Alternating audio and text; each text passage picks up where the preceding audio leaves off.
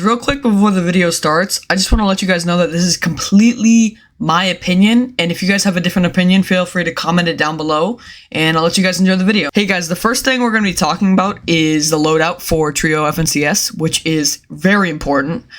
So we're just going to get right into it. The guns, it's preference for the shotgun, but AR, you would like 2 people in the trio to have hollows, which are very good for surge tags.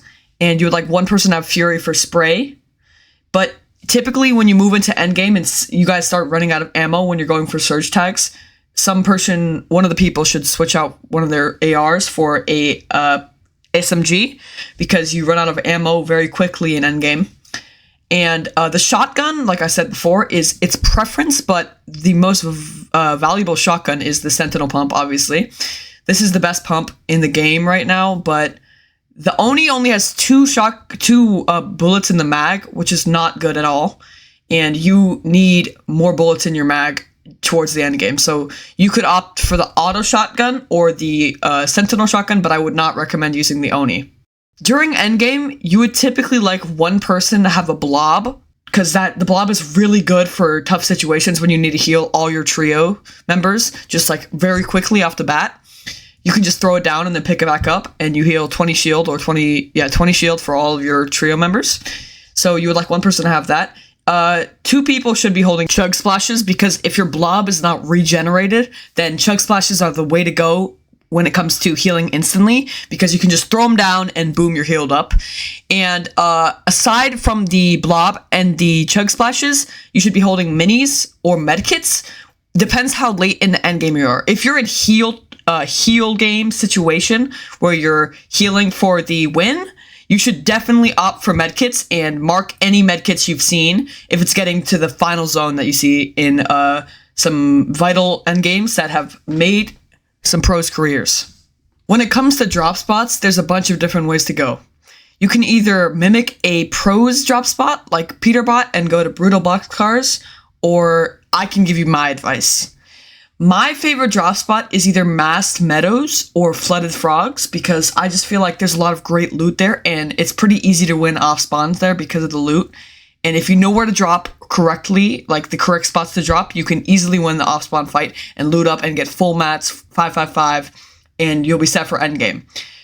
You can also go to different spots on the map that aren't named POIs that are also smart places, but I would recommend going to a named POI because it's just guaranteed good loot, whilst the unnamed POIs can be unreliable sometimes. And I just think it's a great idea to just go to one of the POIs that I've said, but you can also pick your own if you think that's the right choice. By far, the most important part of playing FNCS is making it to the end game and having smart and reliable game sense. If you cannot make it to the end game, then you will not even be recognized on the leaderboards. You need to have the game sense to be able to make it to endgame. If you're about to take a fight, you gotta know if that fight is right. That was not meant to be a bar, but it was.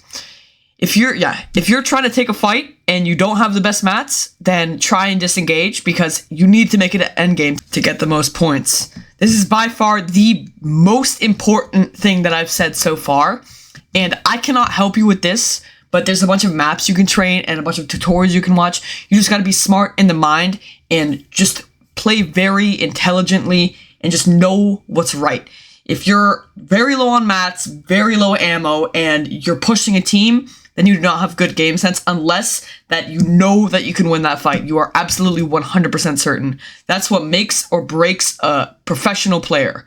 Professional players always have incredibly intelligent game sense, and they always know what to do exactly. They always have it planned out in their mind, but sometimes some things luckily happen because some people get into shambles during endgame and they just lose the easiest fights of their life. That's why when you see some crazy clutches, sometimes you just see people pump people in the head and they just instantly die, and you're thinking, wow, I could have just won that fight super easily by just not missing my pump shot. But no, sometimes it's just too much pressure to win the fight.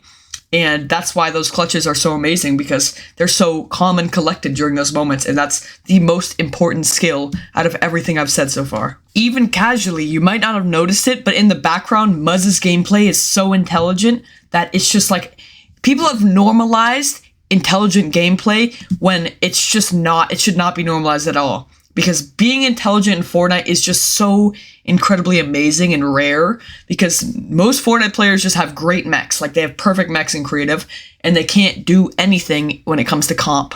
That's why you need to train. You need to play cups. If there's a cup and you don't think it's worth anything because you don't get PR from it, you should still play it to train your mechs with your trio or your duo or by yourself. If you think you're holding down your trio or bringing them down or not being a good trio member, then you should tell them. You should be like, what can I do to help you guys? And just listen to your trio members. Just try and be kind.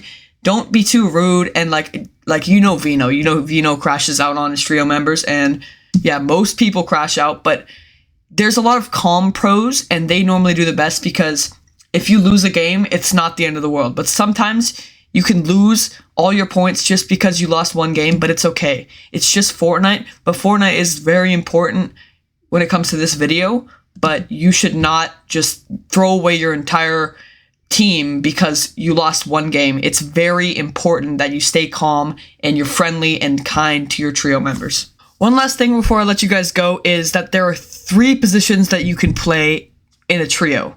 You can either play IGL, Fragger, or Support.